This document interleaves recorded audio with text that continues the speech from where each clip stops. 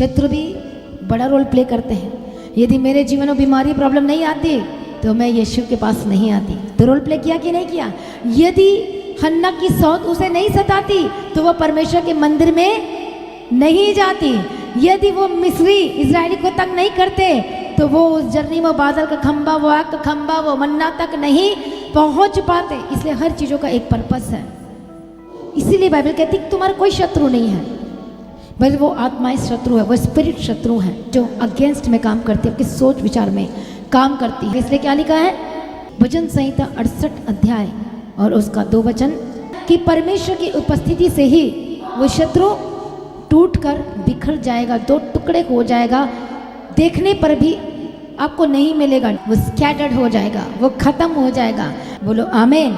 इसलिए कैसे वो शत्रु खत्म होगा, कैसे तितर बितर होगा, कैसे वो स्कैटर्ड होगा? बोलो परमेश्वर के प्रेजेंस से।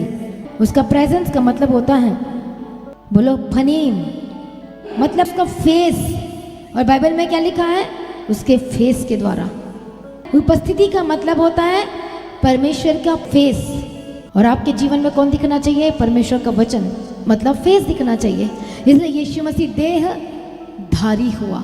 इसलिए गिनती की किताब में 6 अध्याय क्या लिखा? 23, 24, 25, 26 में कि परमेश्वर तुम पर अपना मुख का प्रकाश रिफ्लेक्ट करे, चमकाए, शाइन करे।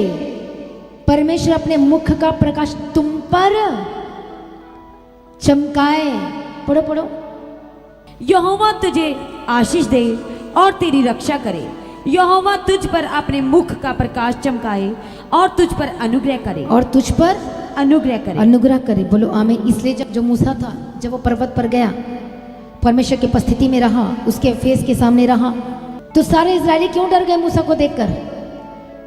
मूसा का सामना नहीं कर पा रहे थे क्योंकि वो परमेश्वर पवित्र है और वो भी पवित्र स्थान में से निकल कर आया था। परमेश्वर की उपस्थिति उसके फेस से, परमेश्वर का फेस, उसके रिफ्लेक्शन, उसकी रोशनी मूसा को ढक चुकी थी, खबर कर चुकी थी। जब उस पर्वत से उतर रहा था तो शाइन कर रहा था क्योंकि वो आत्मा में था।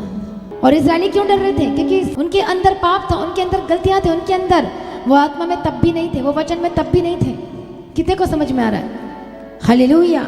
और वो डर गए, वो घबरा गए। उसी तरह से जब परमेश्वर की उपस्थिति में, वचन में और फ्लैश में नहीं, आत्मा में रहेंगे, तब परमेश्वर की रोशनी आपके ऊपर उतरेगी। तो जो दुष्ट बैरी अंदर है उखड़ेगा, सामने है भागेगा, घर में है निकल जाएगा। हालेलुया। और वो रिमूव हो जाएगा यीशु मसीह के सामर्थ्य नाम में। आमीन।